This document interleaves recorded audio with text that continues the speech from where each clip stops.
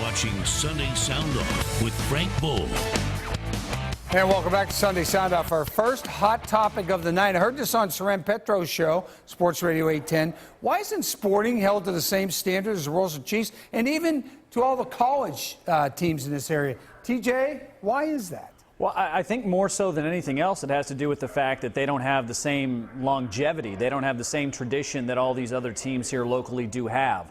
But they do have some success, and that success has created among some fans. There are a core element of fans there among Sporting KC that has been very upset over the last 7 games or so going winless. They finally got a win today versus Orlando City, but a couple of days ago, Rob Heineman felt it necessary to go on Twitter and write a letter to fans saying, hey, we're not very good right now.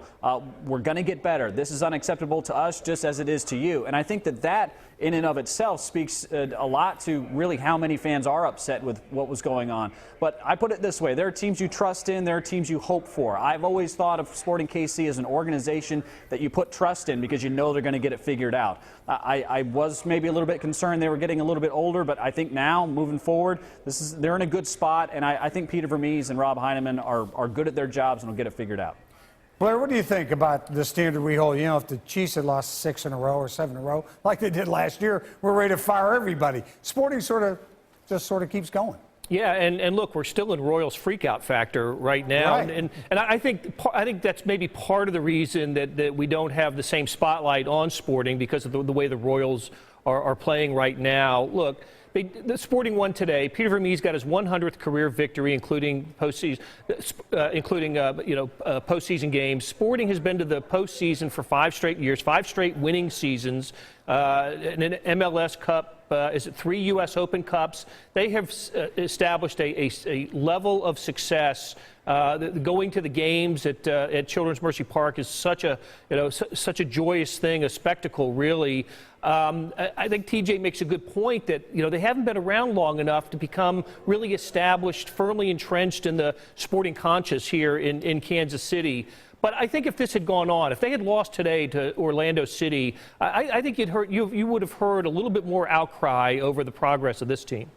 Soren, you brought it up on the program, 10 to 2, weekdays on Sports Radio 810, and it really piqued my interest when you brought it up and started talking about it. Yeah, and I'll tell you, I think it's, everything that's been said so far I think is correct. I do think the winning is one big thing that keeps people off their backs. I think good, strong local ownership that everybody knows.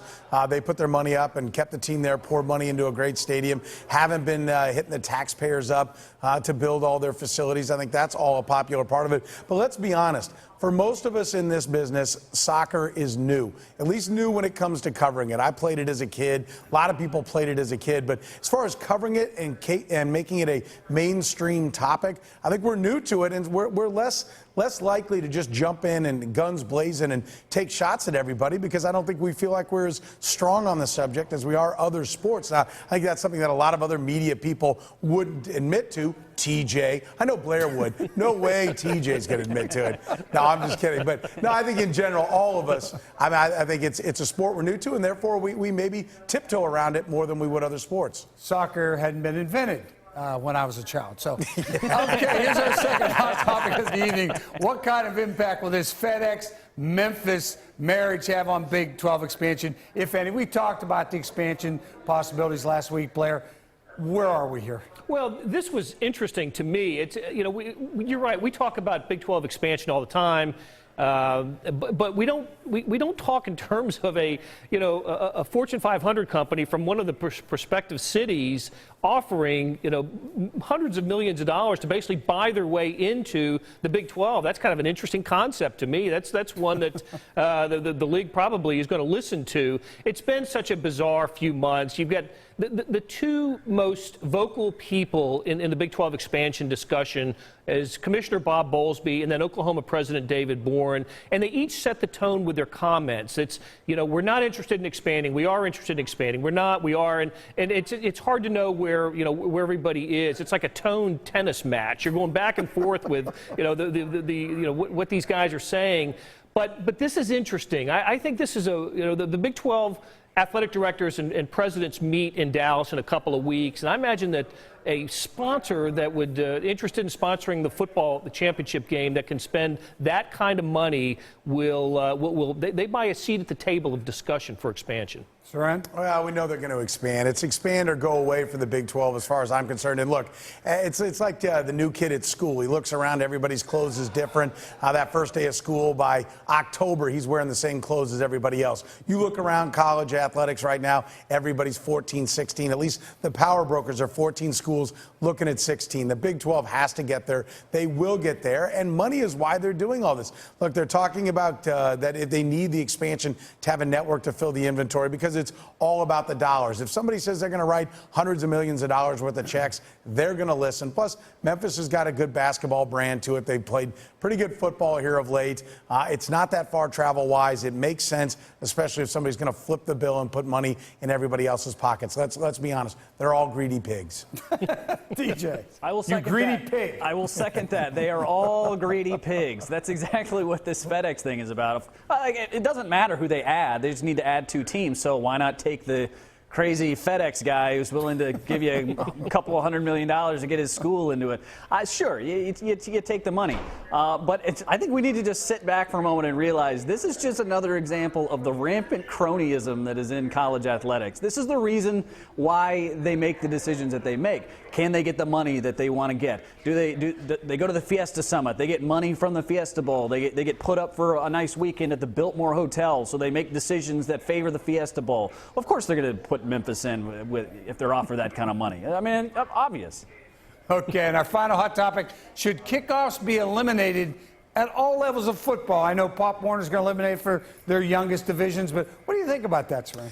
Well, I mean, looking back on it, there's nothing worse, by the way. I hate hearing these words come out of my mouth. But when I played football, particularly with somebody with such a troll athletic career as I had, but whatever my turn career was, I think two times I had a concussion in my life by what they now call a concussion, what we now know is a concussion by today's modern medicine. And one of them was on kick returns and just getting decleated by somebody when I was supposed to go block them up on the front line. It is the biggest hits, and I certainly think it's the most dangerous part of the game. I absolutely think it should be for all young ages, at least through high school football. College and pro is different, and I think pros is very different. You're paid to do a job. You know what you're getting yourself into.